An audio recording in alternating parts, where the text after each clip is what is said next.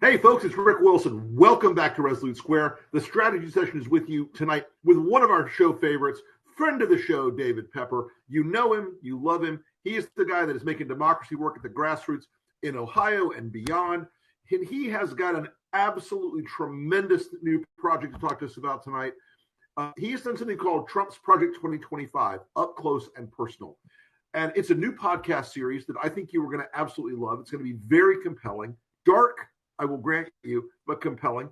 We'll also talk tonight about the state of the race and all of the insanity we've been going through the last few days. Some polling, the assassination-ish attempt from this weekend, and we're going to go through a real look at the terrain ahead of us in the next 49 days. So with that, I want to welcome Joe Trippi, Stu Stevens, and of course the great David Pepper. David, thank you so much for coming on the show tonight.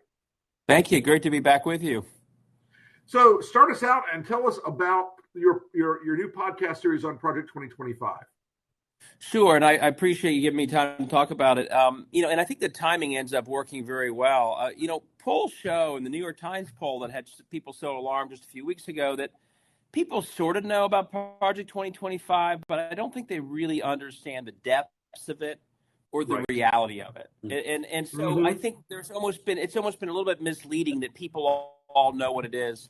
So what I started doing a few months ago, and now it's being turned into this podcast, and I'm most excited that the readers of the podcast are some of our country's best known celebrities. We've got Richard Schiff, Toby from The West Wing. We've got Morgan Fairchild. We've got Mark Ruffalo, J. Smith Cameron. They're all reading because they all believe in this need to do this. Sure. What would not just Project 2025, but also Trump's very explicit promises about mass deportation, no vaccines in schools, he tells us, the Insurrection Act, the attack on labor and unions in Project 2025, what would that actually look like?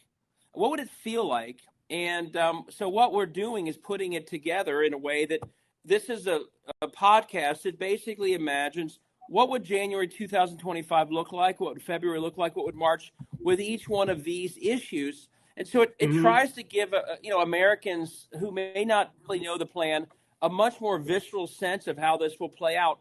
Every single thing in it, though, is linked back to citations and specific quotes about what they plan to do. Often Democrats will throw around sort of talking points and bullet points. What you guys do in your ads is what we're trying to do here, which is to show this is how it would really look and really feel up close and personal. So that's the project, and we're excited to roll it out this week, the first chapter. That's terrific. That's terrific, and I do think telling these as stories, not just saying on page 48 on bullet point 2, they say the following.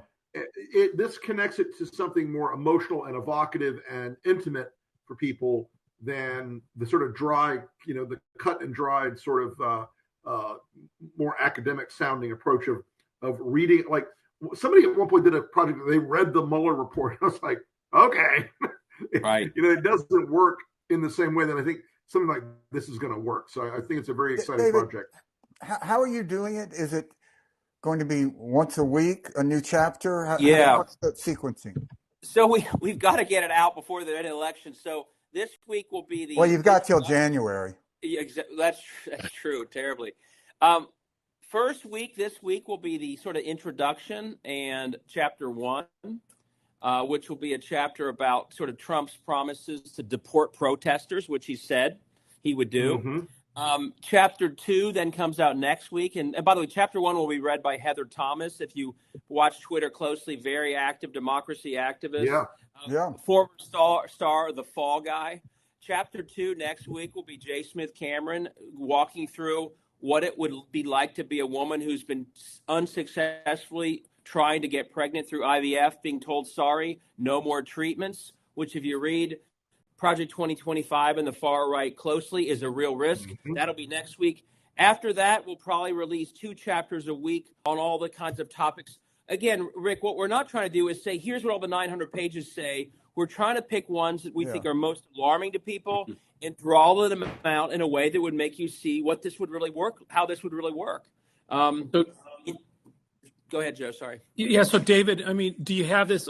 Do you have all the all the people that'll be speaking, they've been selected yet, or are you still looking for people to join in this? We have it mostly selected. If anyone wants to, what's interesting is because there was so much interest, we went from just having it be sort of an audio book where you just read to now it's a whole production. I mean, this may remind you of, like, my dad used to tell me about the old radio show, The Shadow. So it's more than just the reading of a book. You have other voices breaking it up. So we have other actors coming in to do dialogue. So, we're going to have some really exciting people. Mark Hamill is going to read a chapter, for example. We've got a great cast, but we're also still certainly interested if other people want to take part in some of the latter chapters. We're open to anyone else jumping in. But it's a really exciting project. Are you still writing, or have you finished it? No, the writing is done. And we produce, and we're mostly done producing. We've got this has all been done quite quickly, as you can imagine. Yeah. But the writing is done, and it's now putting it all into a podcast form. Great. Okay. Well, I'd like to nominate Wendell Pierce if I can. I think he'd be great at something like this. I have had several discussions with Wendell Pierce. These folks are so busy. I actually been on the phone with him several times about it. So we're trying to lock him into a chapter or two as well. That'd be great. So with this will be coming out. You'll be at 2 episodes a week as the campaign ends. How do you envision what are you going to bring out of Project 2025 toward the very last, so people are taking a final lesson from what this thing would do to our country if Trump were reelected? Yeah, I mean, by the way, I think given what's been happening the last couple of weeks, I actually think it's a really important time that I couldn't have anticipated. Their distraction about Springfield is to get us not focusing on what they would do, because they know that it's toxic.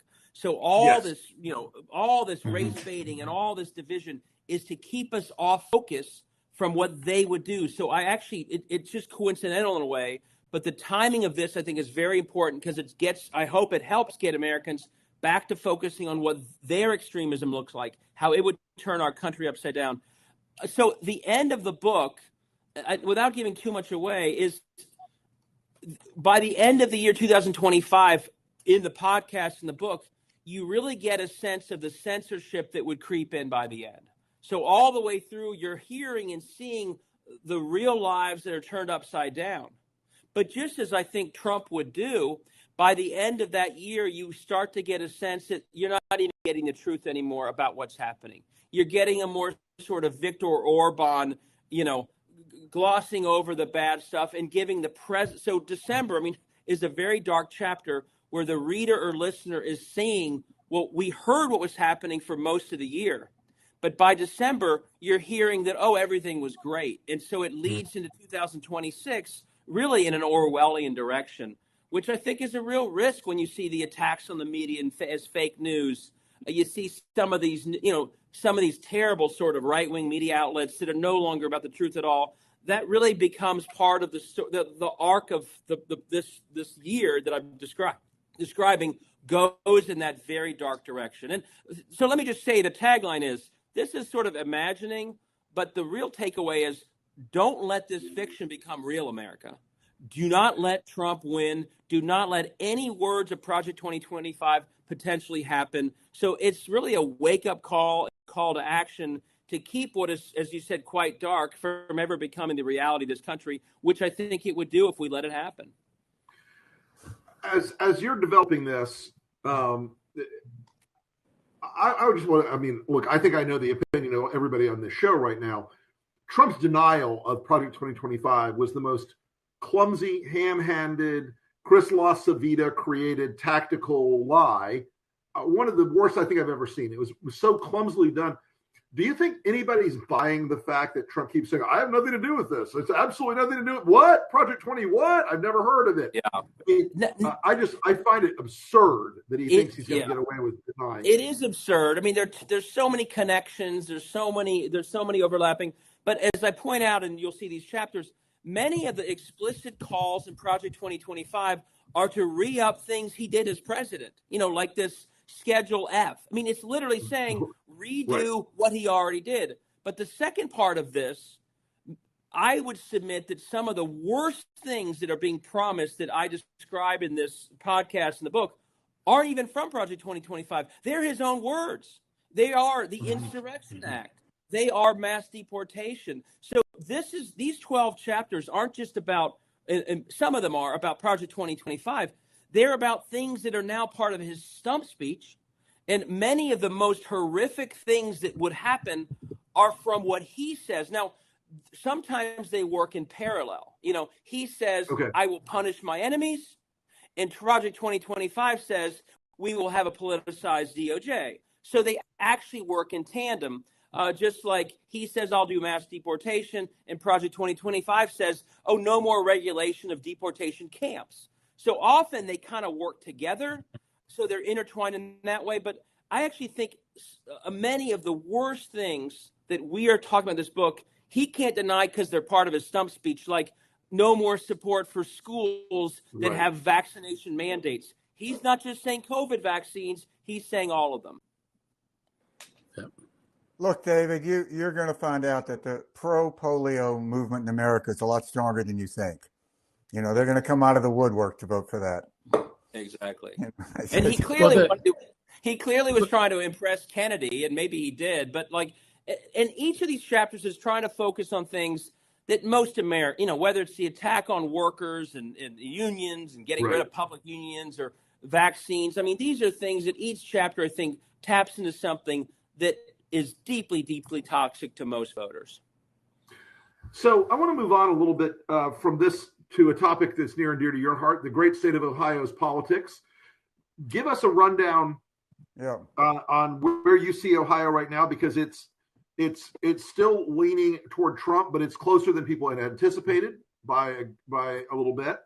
And also there's some ballot stuff on the ballot there that could really be a major impact in what Ohio looks like going forward and gets us out of this deeply corrupt system the Republicans have built there. Yes.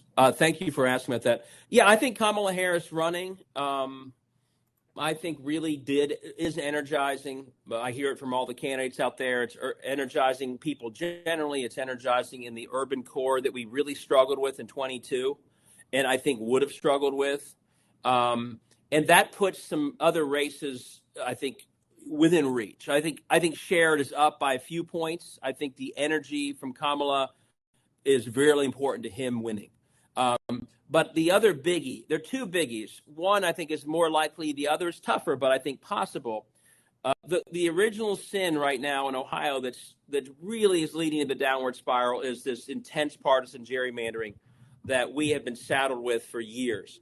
Issue one, like the one in Michigan, would get rid of the politicians drawing their own maps. And we know how that turns out. They rig them in their favor, even if it means breaking the law, which they did happily a couple years ago. And it would replace them with citizens, 5 Democrats, 5 Republicans, 5 independents, who would follow certain rules that ban partisan gerrymandering. That one's always been ahead. And it's been doing so well that the Frank LaRose, this horrific Secretary of State we have, the ballot language is literally trying to convince voters that voting yes on issue one, which I will tell you would end gerrymandering, they are saying it would require gerrymandering. They know that gerrymandering is so unpopular in Ohio that they are trying to convince people who are against it to vote no instead of yes. It's truly Orwellian, and it's right in the ballot language. And just the other day, the Ohio Supreme Court, which is now as partisan as the State House, said nothing wrong with that. So we have a chance, though, if people see through it, like they did last year. They did the similar thing last year on the Yeah, they also had very, very manipulated ballot language there. Yet up meaning down, vice versa. A yes on one vote would end gerrymandering, but we also have a chance to get rid of the Supreme Court that just said it was okay to basically, have Orwellian language on a ballot initiative. So these are both on the ballot, and so we can play a role in the federal election by preserving, Sherrod's seat, but to save Ohio's democracy, voting yes on one and flipping this Ohio Supreme Court out of the hands of the current GOP majority could not be more important. It's like the Wisconsin opportunity. We're the only state in the country where we can flip a Supreme Court from red to blue this year. We have to do it by winning 3 races and not just one, but it's the same opportunity Wisconsin had a year ago. How many judges are on the ballot? The Supreme Court judges, David. Is everybody running? It looks like he lost. I think we lost David. Uh-oh. I'll just notice that while we were talking about Springfield, you saw that David, are you back? I hear you. Can you hear me? Okay. Yeah. Right, he's back. I just couldn't hear Stuart. How many Supreme Court judges? I don't hear Stuart. I hear you guys. How many of the Supreme Court justices are up? Is it more than 3 or just those 3? Yeah, 3 are up. We have 2 Democratic incumbents, and we have an open seat. The 2 incumbents, good candidates, both overperformed in 2018. So the good news is there's a history in the last 6 years of the Democratic candidates for Supreme Court overperforming the rest of the ticket. In 2018, you remember Rich Cordray lost by about 3.5 to Mike DeWine. Our Democratic candidates for Supreme Court won by, 5 to 10 points. Even in 2020, our Democratic candidate won by 10, even as Trump won by 8. They changed the rules like they like to do when they lose. They added party ID to the ballot for Supreme Court races. Now they're partisan races. But even then, we saw in 2022, the court candidates do significantly better than all the other Democratic candidates. So there is a shot, there is a shot as long as Kamala Harris keeps it close. Okay. One of the things that we always joke about in presidential politics is, the vice president, the only rule is do no harm. There are some people that are saying that, because J.D. Vance was always an underperformer, relative to, say, Mike DeWine in his one election, that he may be hurting Trump on the ballot in Ohio. And I'm curious if you think that's the case, and if you think the Springfield stuff with all this overtly racist attacks that they're pulling in Springfield, it helps or hurts the Trump campaign in the state? I've always said, and you guys I think would agree, this is basically their voter turnout strategy. We saw this in 2018. I mentioned that race with Mike DeWine. Mike DeWine was behind in the polls. Final weekend, he was told he was going to lose by his own pollster. That caravan rumor that didn't win over persuadable voters in suburbs, it did spike turnout in red Ohio, and it took a losing situation for Mike DeWine where he was down 3 and he won by 3. So I think what they're trying to do is gin up votes. I think probably seeing that there's not as much energy for Trump now as there used to be. So I think this is that desperate strategy. The question is, does J.D. Vance, who is underwater in the polls, and my guess is underwater in Ohio, does he alienate more people than they turn out? I don't know the answer to that. But they're clearly, you all know this. This is why Donald Trump didn't want Mike Johnson cutting the immigration deal. They need something to get their voters out, knowing that most of what they stand for is toxic, and they need something to distract people from the fact that most of their plans, be it Project 2025 or abortion bans or all the other stuff, is actually really unpopular, including in states like Ohio. So this is a get out the vote strategy for them. It has worked in the past. Hopefully, in this case, they're so over the. I mean, this is like the dark web being made public by Vance. This is the dark stuff that normally doesn't break through. Well, they're now featuring it, and I think they have more of a backlash potential to this than, let's say, they did even in 2018 when they made up this caravan that disappeared the day after the election. Yeah. And David, is there any effort among Republicans in Ohio to oppose Trump and Vance? Not really. I mean, even Mike DeWine, to his credit, has called out the some of the scaremongering on Springfield as a lie, but then he still says he supports Trump. So that's about as far as anyone goes. I do give credit, by the way.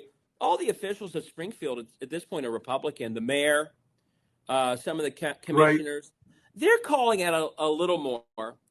But most of them can't get themselves to where Liz Cheney is, which is, this is so outrageous, I can't support this person. Can you imagine being the governor of a state where you now have, schools shut down, universities shut down, bomb threats at a city hall, all based on completely made up stuff by your own senator, and you still say, oh, shucks, I'll support them, I don't like what they're doing? I mean, you should take it personally, I would think. and they just can't figure out how to say, this crosses a line that I just can't sort of support. I can't support these people. That's Stuart. They never get to that point. And for the life of me, especially a governor who doesn't have another term, I don't understand why they can't find the courage of a Liz Cheney to say, this is so over the top. I just can't vote for this guy. They don't go that far, and that's the problem. Has Kasich weighed in at all, and would it matter if he did? I think it would help. I can't honestly. I hate to say it. I don't know if he did. I don't know if he has. I haven't heard. No, there's certainly this is how insane things have changed so quickly. You remember Kasich beat Trump in Ohio in that primary. He beat him. Now, so I think these voices matter. I think Liz Cheney matters. I think Mitt Romney matters. So I think that's why I'm an old Democrat. I was the chair of the Democratic Party. You show me a Republican doing the right thing, I will embrace him in a second. We had my old opponent for county commissioner. Some of you may know him, named Phil Heimlich. He's a Republican. He's the son of the guy who invented the Heimlich maneuver. He's got some name. When he speaks out all the time against this stuff, and I support him every time. So these voices do matter, and for that reason, I wish they'd speak out more bravely than most of them seem to do in Ohio, at least. Well, I want to talk a little bit also about some other things that are going on in the country right now. We've got a graphic I think we can bring up to look at some polls that are popping.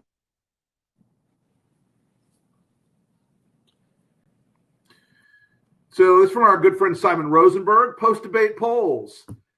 That is a sweep of pretty good news, y'all. Yeah, but in terms of what really sticks out to me, Rick, when you look at these is forget the margin right now. I understand, 5-5-4. Look at those numbers for Trump. They're not even collecting around 46 or 47 anymore. Look at every single one of them, 44, 44, 45. It just 46, 43s, 42s even. I mean, these are numbers. It's where he is and the margin that she's opening up, yes. But, we've all said forever that he seems to be stuck around 46 or 47. When you actually look at that battery of polls, it looks like that's drifting down to 45 and 44. Now, we still got tons of work to do, but that's the most encouraging thing of all those polls is that he's clearly still stuck, but maybe even drifting down right now. And Joe, that's a really good observation because we've always talked about that boundary layer he's got. He can't get above it. And it used to be he couldn't get below it either, but it does seem like it's breaking now. Stuart? Yeah, I just don't know what they're doing to expand that. Guys, I mean, normally you would have a campaign of outreach, sort of basic 101. I don't see, instead of, we're against Ukraine, they'd have Ukrainians for Trump. I just don't see what they're doing. I mean, you attack Taylor Swift? That's the way you're going to fix your problem? But, I think David's right, though, when he says that all of this is, distraction from us. They just want to get everybody focused on anything other than what they're toxically going to do. And so and of course the press kind of falls for it and they're, too many fall for it. And so we'll get into another, week of what's going on in Springfield and denouncing it, but it keeps the focus, away from what, from the real policy 2025 stuff that David's trying to get people to focus on. And then at the same time, even I Hate Taylor Swift is a day of everybody up in arms about him hating Taylor Swift and not us getting back to what life is going to be like if this guy actually wins, and and the difference it's going to make in the country and what the threat really is. I think that distraction technique is getting thin for him. I don't think it's working as well as it did. I agree. At this point.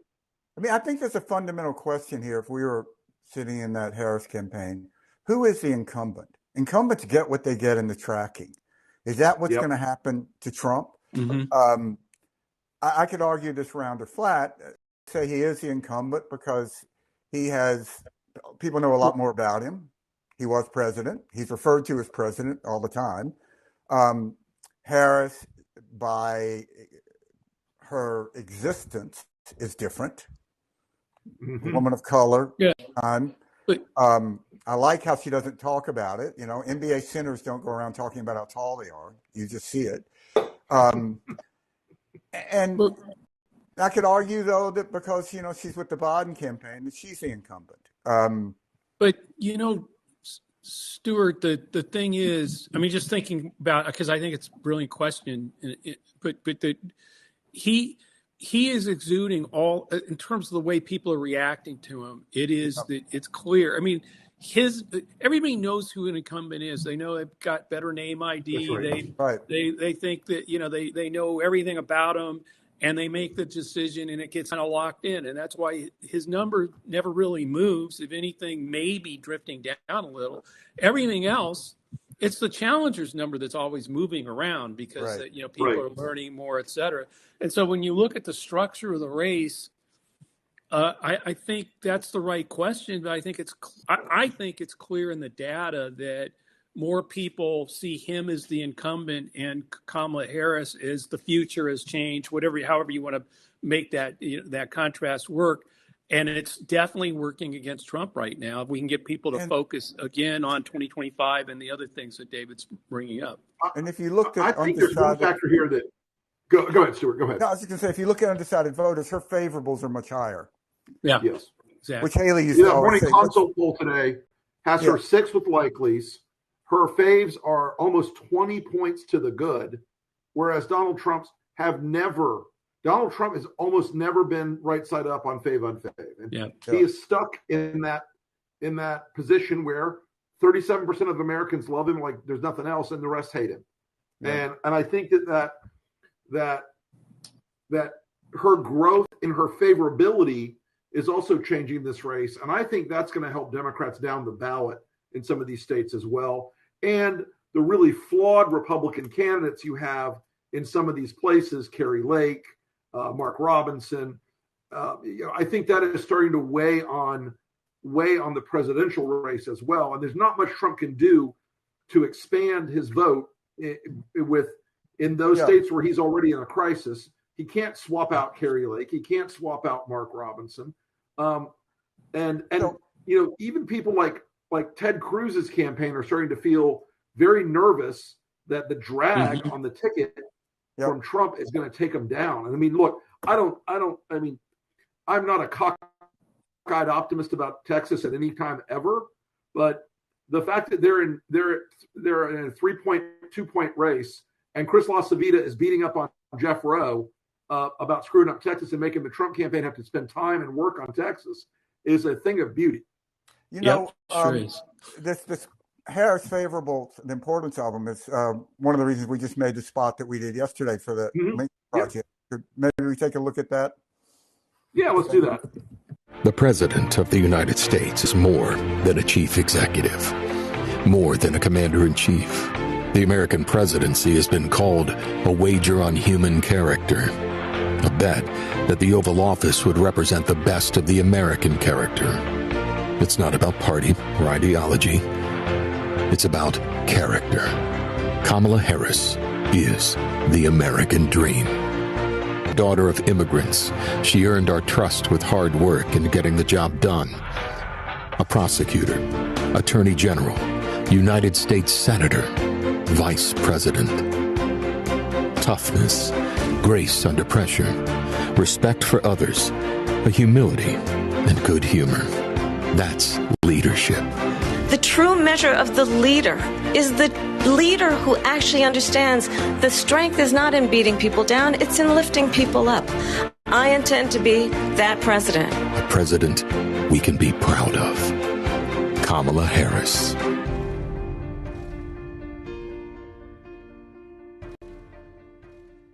Stuart Stevens special, y'all, and a beautiful, beautiful script. I've been special. Well, folks, we're coming up on time here. I'll get a quick round from everybody of predictions for the coming week. Where do you guys see the race going in the next 7 days or so before we come back and do our next episode? David, we'll start with you. I'm sorry, I didn't hear what you said there. It went out for a second. Oh, I'm asking everybody for predictions for the coming week for the race. I don't know about a prediction, but I do think, and it's sort of in line with what I'm trying to do, I do think, we need to get back to being on our message. I do think all the craziness here in Ohio, and it has been. I like the polls, but my worry is, this nagging worry is that Trump has so dominated the conversation. We've got to get back to not just calling out their lies, but why are they lying? Why are they dividing? It's because their agenda is toxic. And we have to get back to pointing out, introducing Kamala Harris in the way that your ad did, but also getting back to the fact that, this terrible story out of Georgia of 2 women at least dying from abortion bans and all the other aspects of their extremism. That has to be a lot of the closing message, and we can't let Trump. He's very good at grabbing the microphone and not letting it go. We've got to grab it back, and I think we got to start right now. I think that's very, very, very on point, David. Thank you. Joe, how about you? What do you think is coming up in the next week? Look, I think we're going to continue to see this movement. I've always thought the structure of the race was 46-53. I think it's moving in that direction. And in fact, if you actually look at that battery of polls that we just showed, it could be, he could be drifting down. One of the things I'm looking for, though, is I'm starting to see signs that, Democrats are going to vote. They're clearly there. It's not like there's any split ticket people with in the Democratic Party, of the pro-democracy side of things. No. What I do think is happening here, I think particularly if we get this, how the toxicity of their agenda, I think there are Trump supporters who are going to vote for Trump but not want to give him a blank check because of these concerns about how toxic, if they had everything, are. And so I'm starting to wonder if we're going to start seeing signs that it kind of explains why some of these Senate candidates are doing better, overperforming in their states than where we would normally think they are. And I'm starting to think we may see that in congressional races and down ballot. But we'll see. That's what I'm looking for. Okay. Stu, how about you? I think it's fascinating that Joe Rogan is out there now saying nice things about Harris. And I think that there's going to be a big play inside the Harris campaign for younger male voters. And I think they're going to use Coach Waltz a lot in that. And I think that there's some fish to be caught in that pond. I think that's right. Well, folks, as always, we appreciate you coming on the show. And David, we'll see you again soon. Best of luck with the new podcast series. Folks, it's called Trump's Project 2025, Up Close and Personal. It is going to be a very compelling piece of podcasting. Joe Trippi, Stu Stevens, David Pepper, thank you all very much for joining us. Folks, tune in to our other podcast products, My Enemies List, That Trippi Show, Decoding Fox News, and the Lincoln Project Podcast. See you all next Tuesday. Thanks, guys. Thanks. Thanks, everybody. David. Thank you, David. Thank you. Thanks, everybody. Thank you, guys. Appreciate it.